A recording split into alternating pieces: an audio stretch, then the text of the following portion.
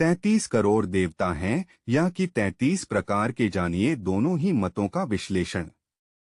क्या आप इस क्रम को मानते हैं? जड़, वृक्ष, प्राणी, मानव, पितर, देवी देवता, भगवान और ईश्वर। सबसे बड़ा ईश्वर परमेश्वर या परमात्मा होता है। वेदों में जिसे ब्रह्मा नहीं कहा गया है। ब्रह्मा का अर्थ है विस्तार, फैलना, अनंत, महाप्रकाश।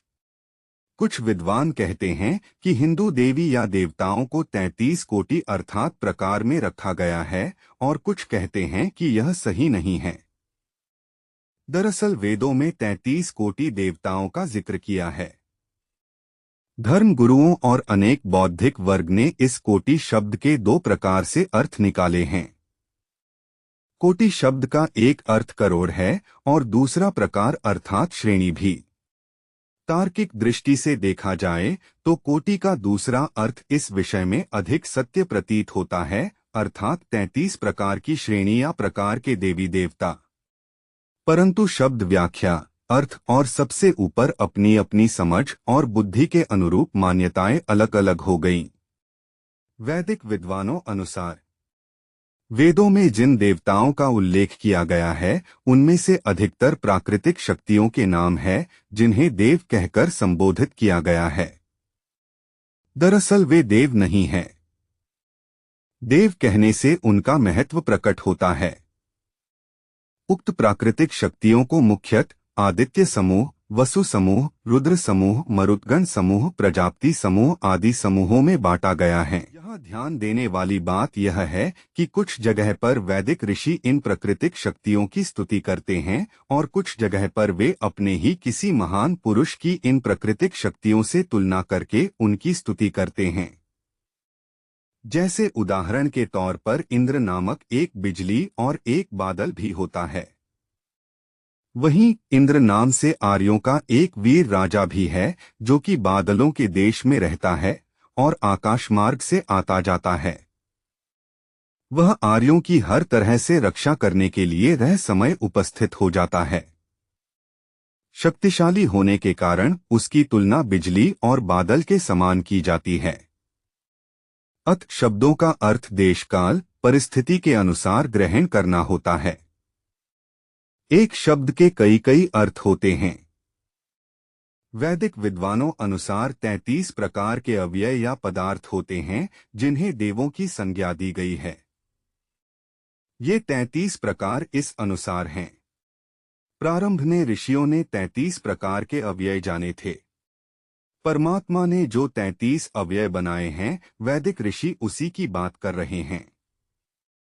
उक्त 33 अवयवों से ही प्रकृति और जीवन का संचालन होता है।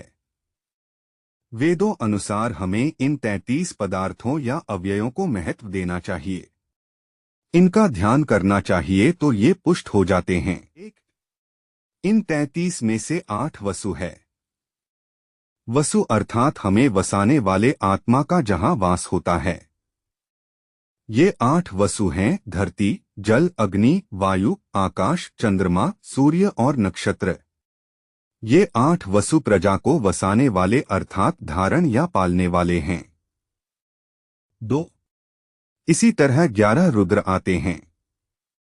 दरअसल यह रुद्र शरीर के अव्यय है।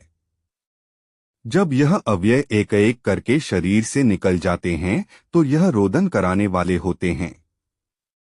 अर्थात जब मनुष्य मर जाता है तो उसके भीतर के यह सभी 11 रुद्र निकल जाते हैं, जिनके निकलने के बाद उसे मृत मान लिया जाता है। तब उसके सगे संबंधी उसके समक्ष रोते हैं। शरीर से निकलने वाले इन रुद्रों ने नाम हैं प्राण, अपान, व्यान, समान, उदान, नाग, कुर्म, किरकल, देवदत्त और धनंजय। प्रथम 5 प्राण और दूसरे 5 उपप्राण हैं, अंत में 11वां जीवात्मा है। ये 11 जब शरीर से निकल जाते हैं तो सगे संबंधी रोने लग जाते हैं। इसीलिए इन्हें कहते हैं रुद्र। रुद्र अर्थात रुलाने वाला। 8 वसु और 11 रुद्र मिलकर हो गए 19। 3 12 आदित्य होते हैं। आदित्य सूर्य को कहते हैं। भारतीय कैलेंडर सूर्य पर ही आधारित है। समय के 12 माह को 12 आदित्य कहते हैं। इन्हें आदित्य इसलिए कहते हैं क्योंकि यह हमारी आयु को हरते हैं। जैसे जैसे समय बढ़ता जाता है, हमारी आयु घटती जाती है। ये 12 आदिय 12 माह के नाम हैं। सूर्य की 12 रश्मियों को भी इन्हीं की श्रेणी में रखा गया है। 8 वसु, 11 रुद्र और 12 आदित्य को मिलाकर कुल हुए 32वां है इंद्र। इंद्र का अर्थ बिजली या ऊर्जा। 33वां है यज्ञ। यज्ञ अर्थात प्रजापति, जिससे वायु, दृष्टि, जल और शिल्प शास्त्र हमारा उन्नत होता है, औषधियां पैदा होती है। ये 33 कोटि अर्थात 33 प्रकार के अवयव हैं जिन्हें देव कहा गया। देव का अर्थ होता है दिव्य गुणों से युक्त। हमें ईश्वर ने जिस रूप में यह 33 पदार्थ दिए हैं, उसी रूप में उन्हें शुद्ध, निर्मल और पवित्र बनाए रखना चाहिए। उपरोक्त मत का खंडन। पहले तो कोटि शब्द को समझें। कोटि का अर्थ प्रकार लेने से कोई भी व्यक्ति 33 देवता नहीं गिना पाएगा। कारण स्पष्ट है कि कोटि यानी प्रकार यानी श्रेणी। अब यदि हम कहें कि आदित्य एक श्रेणी यानी प्रकार यानी कोटि है, तो यह कह सकते हैं कि आदित्य की कोटि में 12 देवता आते हैं जिनके नाम अमुक अमुक हैं।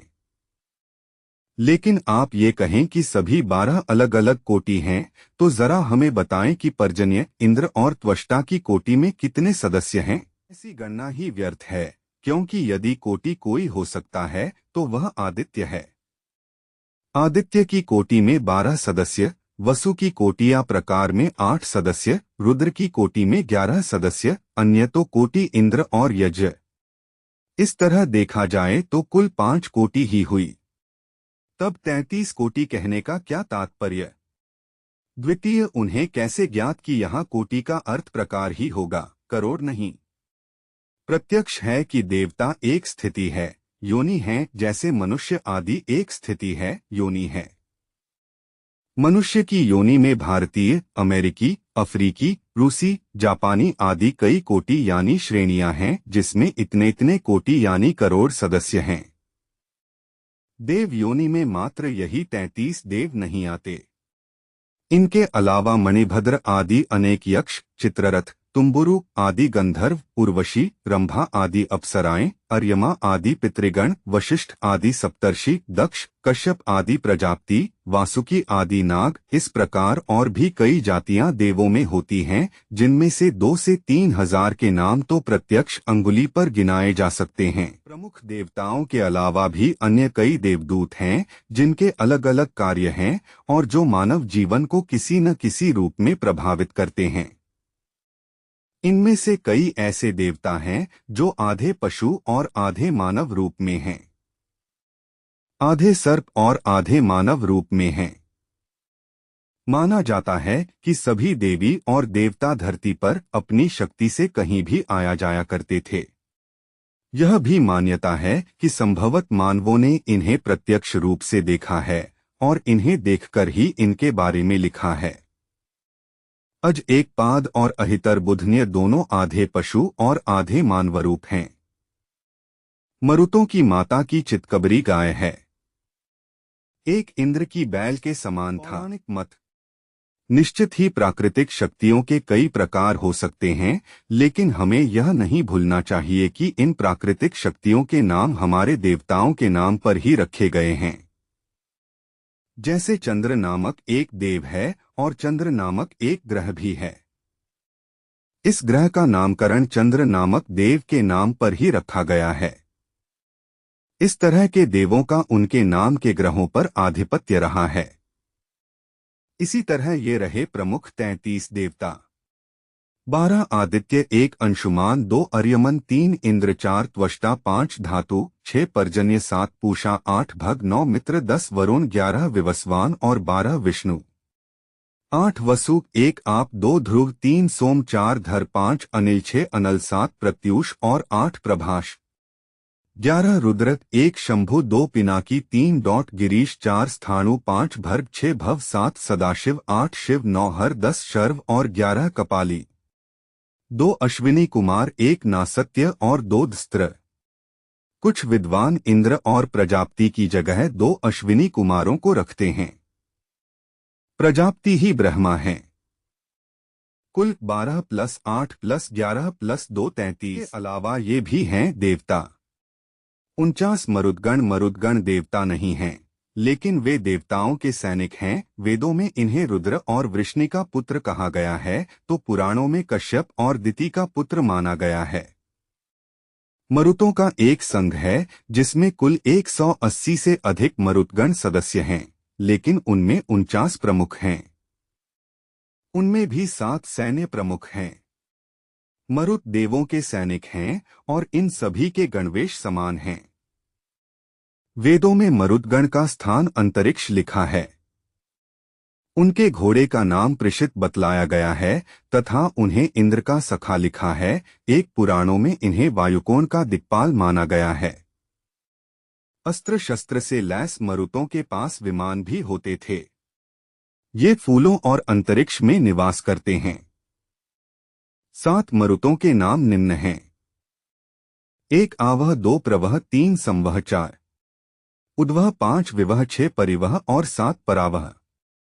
यह वायु के नाम भी है।